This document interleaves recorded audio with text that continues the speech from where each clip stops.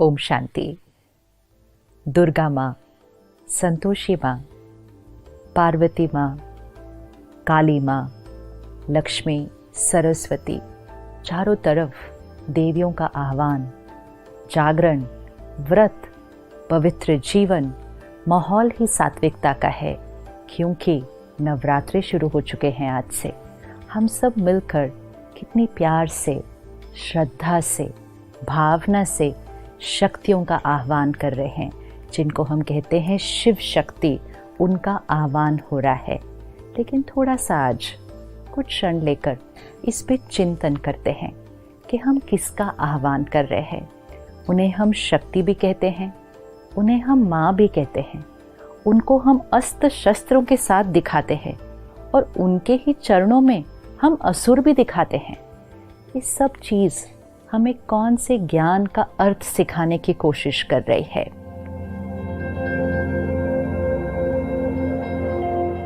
देवी का चित्र और चरणों में असुर। तो क्या वो देवियां हिंसा करती थी? क्या उन्होंने असुरों की हिंसा की थी, या इसके पीछे कुछ भाव है? और जो शक्ति का आह्वान कर रहे हैं, कौन सी और कहाँ से उन शक्तियों को बुला रहे हैं? थोड़ा सा सोचते हैं। डिविनिटी, प्योरिटी, ये आत्मा का ओरिजिनल गुण है जो आज हम भूल चुके हैं। और क्योंकि हम अपनी डिविनिटी को भूल जाते हैं, तो हमारे अंदर के जो वाइसेस हैं, काम, क्रोध, लोभ, मोह, अहंकार, ये इमर्ज हो जाते हैं। डिविनिटी मर्ज हो जाती है, विकार इमर्ज हो जाते हैं। अब अगर किसी को इसको सिंबॉलिकली दिखाना है कि डिविनिटी ने वाइसेस के ऊपर ओवर पावर किया, प्योरिटी ने ईगो के ऊपर ओवर पावर किया, इसको पिक्टोरियली रिप्रेजेंट करो, इसको सिंबॉलिकली रिप्रेजेंट करो। तो विकारों को हम कैसे दिखाएंगे? जैसे कहीं दिखाना होता है कि स्मोकिंग इज़ नॉट अलाउड, कहीं दिखाना है कि डेंजर है, तो हम क्या करते हैं? वो स्कल ड्रॉ करते हैं, उस पर क्रॉस लगाते हैं। तो कोई एक्चुअल स्कल थोड़ी है, लेकिन सिंबॉलिक है कि ये डेंजर है। तो वो जो वाइसेस, वो जो असुर चरणों के नीचे दिखाए हुए हैं, वो कोई असुर नहीं है फिजिकल, वो हमारे अंदर की आसुरी वृत्ति, विच मीन्स हमारे अंदर की नेगेटिविटीज़, हमारे अंदर की रॉन्ग हैबिट्स, हमारे अंदर की वीकनेसेस, हमारे अंदर के विकार, jealousy, hatred, hurt, rejection, manipulation, control, domination, the list is long. लेकिन क्योंकि हमने ध्यान नहीं रखा, हमने अपने अंदर के असुरों को जागृत करके रखा हुआ है। अब वो दिन आया है कि हमें अपने अंदर की डिविनिटी को इन्वोक करना है। और जैसे जैसे डिविनिटी इन्वोक होती जाएगी, मतलब डिविनिटी इमर्ज होगी, तो वाइसेस अपने आप मर्ज होंगे। वाइसेस इमर्ज होते हैं तो डिविनिटी अपने आप मर्ज हो जाती है, क्योंकि at one point of time एक ही क्वालिटी का संस्कार जागृत हो सकता है। तो देवियों का आह्वान करना मतलब इन्वोकिंग द डिविनिटी। तो देवी वहाँ ऊपर से आह्वान नहीं करना है, अंदर से डिविनिटी का आह्वान करना है। क्योंकि हर आत्मा के अंदर डिविनिटी भी है और हर आत्मा के अंदर वीकनेस भी है। तो वो जो दिव्यता है, जिसको आज हम प्यार से याद कर रहे हैं, बुला रहे हैं, वो भी हमारे अंदर ही है। और वो जो असुर जो हम पैरों के नीचे दिखा रहे हैं, वो भी हमारे अंदर ही है। नहीं तो देवी, जिनके लिए हम कहते हैं 16 कला संपूर्ण, मर्यादा पुरुषोत्तम, अहिंसा परमो धर्म, जिनका अहिंसा धर्म था, उनको हम हिंसा करते हुए कैसे दिखा सकते हैं? और क्या देवियां अष्टभुजाओं के साथ पैदा हुई थी? अष्टभुजा, आज अगर आपके घर में एक बच्ची पैदा होती है जिसकी अष्टभुजाएं हैं, तो आप तुरंत क्या करेंगे? शायद सबसे पहले तो डॉक्टर वो सर्जरी कर देगा, क्योंकि वो अष्टभुजा कोई लिटरल फिजिकल 8 आर्म्स नहीं है। वो आत्मा के अंदर की अष्ट शक्तियाँ, 8 पावर्स ऑफ द सोल, जिससे वो डिविनिटी इमर्ज होती है। क्योंकि भुजा शक्ति का सिंबल है, पावर, यू से इज वेरी पावरफुल, फिजिकल तो हैंड का सिंबल है। और हर भुजा के अंदर एक एक शस्त्र है, शस्त्र नॉलेज का है। तो क्या भावार्थ है?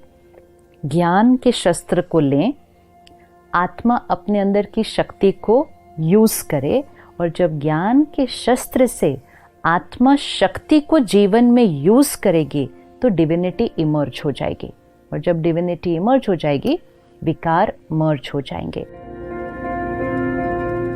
तो अष्टभुजाधारी अर्थात अष्ट शक्तियों वाली डिवाइन आत्मा, तो आज अपने साथ पुरुषार्थ करते हैं कि मुझ आत्मा की वो जो अष्ट शक्तियां हैं, सहन करने की शक्ति, सामना करने की शक्ति, परखने की शक्ति, निर्णय लेने की शक्ति, सहयोग देने की शक्ति, बहुत सारी शक्तियां हैं।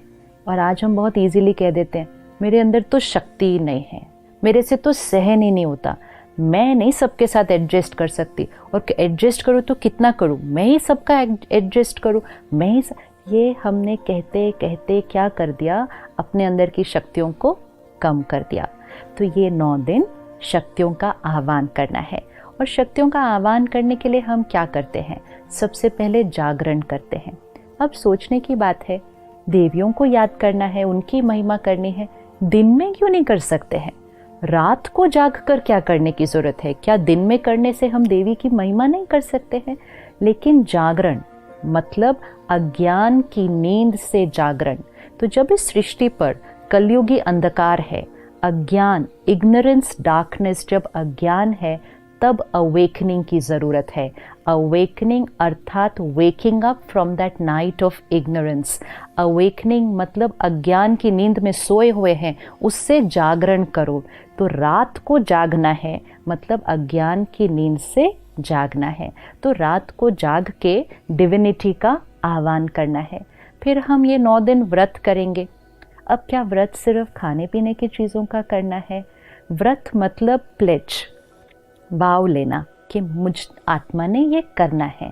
लेकिन अब हम इस 9 दिनों में व्रत को थोड़ा और गहराई से लेते हैं कि सिर्फ खाने पीने का नहीं, साथ साथ व्रत लेते हैं कि हम 9 दिन गुस्सा नहीं करेंगे, हम शांत रहेंगे, हम 9 दिन पर चिंतन नहीं करेंगे, किसी के बारे में कोई गलत बात यहाँ से वहाँ फैलाएंगे नहीं, हम 9 दिन सुबह जल्दी उठकर ध्यान करेंगे, मेडिटेशन करेंगे, हम 9 दिन कोई गलत चीज़ न खाएंगे न पिएंगे। व्रत तो बहुत सारे हैं करने के लिए, लेकिन व्रत लेना है क्योंकि व्रत करने से आत्मा की शक्ति बढ़ती है। Because we start living a life of discipline and discipline increases will power. तो एक हम जागरण करते हैं, दूसरा हम व्रत करते हैं, तीसरा सात्विक अन्न। 9 दिन प्याज लहसुन के बिना सात्विक भोजन बनाया जाता है। डिविनिटी एंड सात्विकता गोज टुगेदर। इसका मतलब अगर तामसिक भोजन खाएंगे तो डिविनिटी इमर्ज नहीं हो सकती है। तो सात्विक भोजन मतलब वेजिटेरियन विदाउट अनियन गार्लिक, लेकिन साथ साथ परमात्मा की याद में बना हुआ, बड़े सात्विक मन से बनाया हुआ खाना, सात्विक तरीके से कमाया हुआ धन पहले घर में आए, फिर सात्विक अन्न बने और सात्विक मन की स्थिति में बने, तब वो प्रसाद बनता है। तो सात्विक अन्न जब खाना शुरू कर ही रहे हैं तो साथ साथ ये भी सोच लीजिए कि सिर्फ 9 दिन क्यों? क्या डिवाइन लाइफ सिर्फ 9 दिन चाहिए? त्योहार आते हैं हमें जीवन जीने का तरीका सिखाने के लिए कि जो चीज़ हम 9 दिन करेंगे वो हम जीवन भर भी कर सकते हैं। लेकिन इस 9 दिन में ध्यान रखना कि प्रतिज्ञा सिर्फ यहाँ से नहीं करनी। कभी कभी मन में चलता रहता है, आज 5वां दिन हो गया, आज 6ठा दिन हो गया, कब ये 9 दिन पूरे होंगे, सब कर रहे हैं इसलिए मुझे भी करना पड़ता है। मजबूरी से नहीं, मजबूरी से आत्मा की ताकत कभी नहीं बढ़ेगी। प्रतिज्ञा से करना है कि जीवन में सात्विकता। फिर 9 दिन दिया जलाया जाता है। तो मिट्टी का दिया और वो लौ, इसका क्या सिग्निफिकेंस है कि मिट्टी का जो बॉडी शरीर का प्रतीक है और जो लौ है वो आत्मा का प्रतीक है। तो 9 दिन दिया ज़रूर चलना चाहिए। तो जब मैं आत्मा हूँ, सोल कॉन्शियसनेस, ये जब इमर्ज होगी तो वो लौ जलती रहेगी, रोशनी उसकी चारों तरफ फैलेगी। एंड मोस्ट इम्पोर्टेंट, हम अपने जीवन में चाहिए से दिया की तरफ शिफ्ट हो जाएंगे। दिया जलता रहे तो जीवन शुभ होता है। कौन सा दिया जलता रहे? प्यार दिया, सम्मान दिया, सहयोग दिया, सबको दिया और हमेशा दिया, ये दिया जलेगा तो जीवन शुभ रहेगा। जागरण, सात्विकता, व्रत और दिया, जब ये सब हो गया तो रिश्ते बड़े प्यारे हो जाते हैं। एक दूसरे के साथ एडजस्ट करना, सहयोग देना, ये एक नेचुरल जीवन जीने का तरीका बन जाता है। तो वो जो रिश्तों में एडजस्टमेंट और उस एडजस्टमेंट से जो हार्मनी क्रिएट होती है, उसी का यादगार हम रास और गरबा करते हैं। रास को देखो, गरबा को देखो, कितना सुंदर डांस फॉर्म है। सभी के हाथ में 2-2 डंडे हैं। अब अगर एक के डंडे को देखकर दूसरे ने डंडा मारा और बहुत हार्मनी से चले तो वो एक ब्यूटीफुल फॉर्म ऑफ डांस हो जाता है। अगर अपना ही डंडा मारते गए तो वो ही डांस एक युद्ध का मैदान बन जाता है। ये वो लोग हैं जिनके साथ हम रहते हैं, जिनके साथ हम काम करते हैं। उनके संस्कार को देखें, उनके संस्कार को देखते हुए अपना संस्कार यूज करें। अगर ऐसे करेंगे तो संस्कारों की रास होती जाएगी। लेकिन अगर अपना ही संस्कार का डंडा मारेंगे तो घर में भी आज युद्ध का मैदान हो जाता है। तो परमात्मा कहते हैं कि जो आत्मा जागरण करती है अपने विकारों से, व्रत लेती है जीवन में, और उसके जीवन में सात्विकता आती है और सोल कॉन्शियसनेस उसके लिए जो नेचुरल होता है, वो औरों के साथ संस्कारों की रास करती है। तो अगले 8 दिन हम सब रोज मिलेंगे और सिर्फ देवियों का आह्वान नहीं करेंगे, अपने अंदर की उस दैवी शक्ति का आह्वान करेंगे।